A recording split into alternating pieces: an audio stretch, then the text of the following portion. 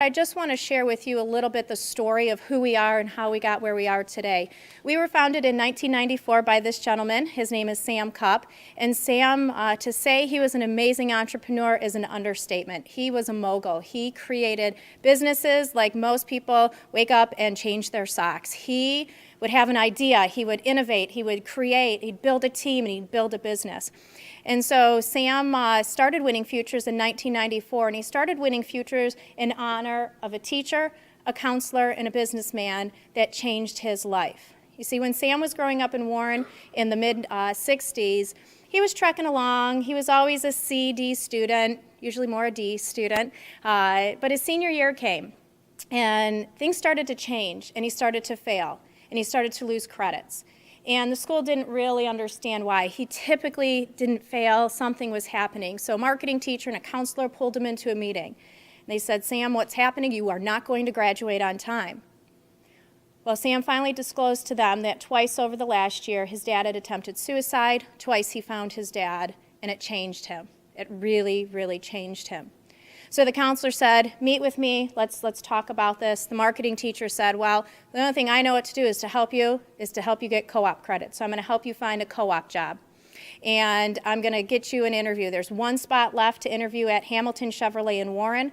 Go interview there, be a porter, be a gopher, job shadow the sales guys, and we'll get you marketing credits." So Sam went over to the dealership, and he went in a suit and tie and interviewed. And as he was sitting out in an open area interviewing, he saw the owner walk in. His name was Gene Hamilton. And Gene walked over and said, "Young man, what are you here for today?" And Sam looked up at him and said, "Well, I'm here to interview for a job, Mr. Hamilton." And Gene said, "Well, what job are you interviewing for?" And Sam turned to him, looked up, and said, "Your job." Now, this 17-year-old had a lot of gall to do that, and Mr. Hamilton chuckled and looked at him and said, "You're hired. You start Monday, suit and tie, be here as soon as you get out of school at 10:30. Sam's thinking, I got a sales job out of this now. So Sam comes in that first day. It was in November, 10:30 in the morning, and Gene is standing at that front door waiting for him. So he's feeling great. The owner's waiting to welcome me on my first day.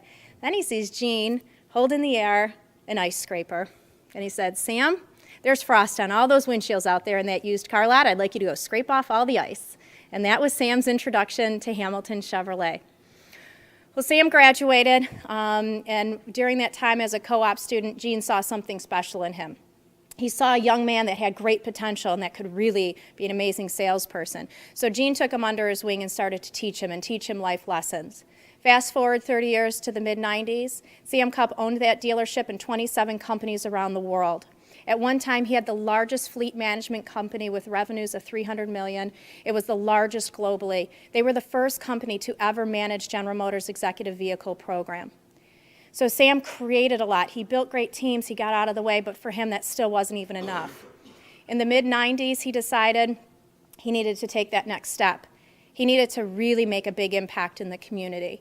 And that's when he started Winning Futures. His marketing teacher from the 60s was still the marketing teacher in the 90s.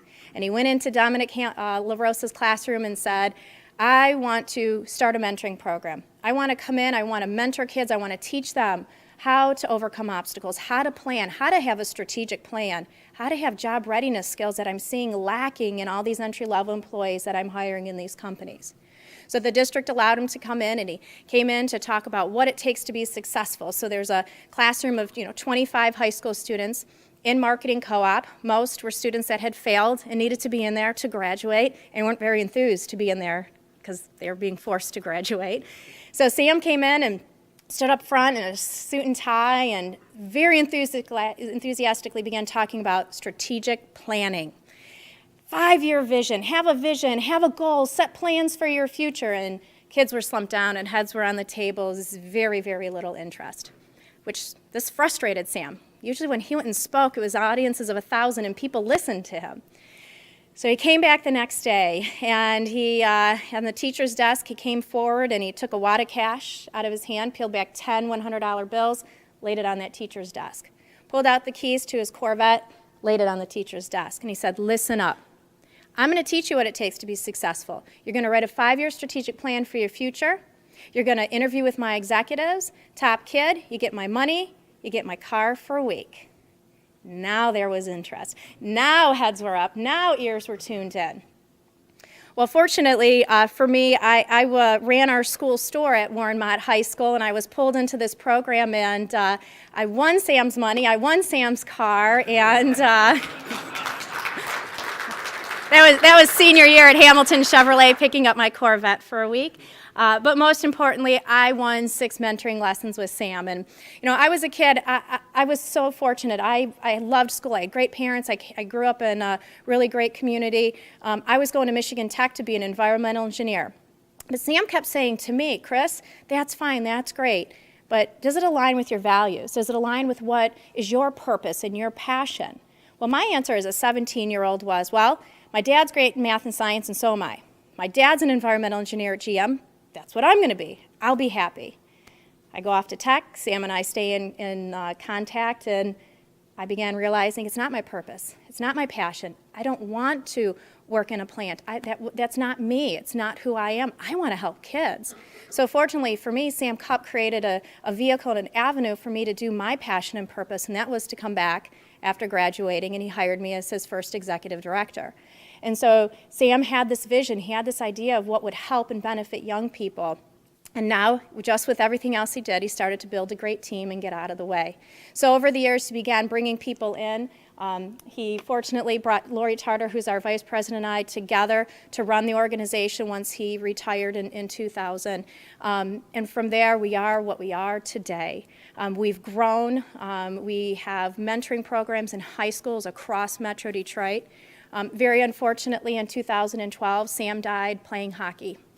And it was a really, really hard hit for our organization, but what we're so most proud of is that even in his passing, Winning Futures has thrived, and it's done even more in the community, and his vision continues. And he wanted to create a legacy not for an ego. He wanted to create a legacy to change the future of kids in Metro Detroit, and he's done just that by bringing Winning Futures together. In our organization, we believe that every student deserves a winning future. Doesn't matter where they're from, who their parents are, where they live, what their backgrounds are. Every student deserves a winning future. And our goal is to help them achieve that future. And we have the great fortunate resources to bring in amazing business mentors into high schools to help kids take those steps to reaching that purpose and passion we help them find. And mentors help them figure out the steps to get to that. You can tell a high school student all day long, graduate high school, graduate high school, graduate high school. It doesn't really mean anything. If you say, what is that thing that you want to do? What would you go do every day of your life and not get paid to do? But if you got paid to do it, it'd be a job. What is it that would excite you to get up in the morning? And when we can help them find that excitement, they're tuned in. They now see, I have to graduate. I want to graduate because I want to get to that career. And that's how we inspire young people to move forward and create plans for their future. So what we do, we run school-based programming in high schools and middle schools. So we really focus on mentoring and career preparation. So we work on many things, on self-reliance and building self-confidence, but helping them really see that it's up to them. They have to take responsibility for their life and their future. Nobody's going to do that for them, and we can't change their surroundings. We can't change who their support team is or is not. But what we can do is teach them skills and tools that will last with them throughout a lifetime. So then we start working with them on goal setting and job readiness and overcoming obstacles. You know, we have this great session on 30-second pitches. To see a young person sit with a mentor and first fill out a script in a book on how to introduce themselves and, you know, figure out what their strengths and talents are, when they go to do their pitch to their mentor, they hold this book like this in front of their face, and they peek out from behind it to start giving their pitch. Now, they don't really know what they want to say. They're really not confident. Well, they give that pitch to their mentor. Their mentor stands, after bell rings, mentors stand, they all swap. There's a new mentor that sits down in front of them. They give their pitch again. They give their pitch 10 times in 1 hour. By the end, books are down, kids are standing, they're shaking hands, they're looking you in the eye, they're giving their pitch naturally and comfortably with great confidence. That's what can happen to kids when a business mentor works with them. So we really want to give our kids exposure to new things. So again, we've been around since 1994. We're in our 21st year. We have now impacted 39,000 students, both locally and across the country. Other nonprofits and mentoring programs have actually taken our model, taken our workbooks that we've published, and implement it in their schools across the country. So we're really proud that we're impacting youth all over. Important to note is when Sam created Winning Futures, he started an endowment, and through his family fund, we've given out $1.7 million in scholarships to youth in Metro Detroit to continue their education past high school. So if that means they want to go to a 4-year university, they can use a scholarship towards that. If they want to go to truck driving school, they can use it to that. When we have kids find that passion, they then find that education path that's right for them, and that's a fit, and it can be voc ed, it can be college, whatever that case may be. But we're really proud that we are giving scholarships to kids that typically would not be able to earn an academic scholarship. So when we take a look at our students, we do both long-term and short-term studies. In our class, up to 83% of our kids, just through goal setting, will raise their grades. So they set a goal in one class with their mentor. I have a D in social studies. I need to have a C within the next 10 weeks. They work on accountability with their mentor. We don't do tutoring. No calculus required in this program. And by the end, they've raised their grade just because they now have steps and their mentor's asking them, did you do it? That's all a mentor needs to do. The kid comes back the second week, doesn't want to say, no, I didn't do it. They begin to work those steps because they now start to see somebody wants me to, somebody believes in me to do it, but I can, and I start to see changes in my own life. Through long-term surveys, we randomly select students every couple of years, so we do some randomized questionnaires of our students, and we found that 95% continue their education past high school. And during the recession, 96% of our kids were employed, and they were living in communities with 22% unemployment rates. So our kids are taking these lessons, taking the things they've learned, and applying them, not just right while they're in high school, but as they continue out into the workforce, becoming the employees that all of you would want to hire to help in your businesses. We're award-winning. We have lists and lists of awards, but there's just a few things I'd like to point out. First and foremost, we did win Crane's Best Managed Nonprofit, so that means that we have outcomes, we're financially responsible, we have succession planning, we have structure, we have process to make us run very efficiently so that the majority of our funds go right to programming. We've received a number of awards from the governor. We are an evidence-based program. We're considered experts in the state of Michigan and across the country in school-based mentoring.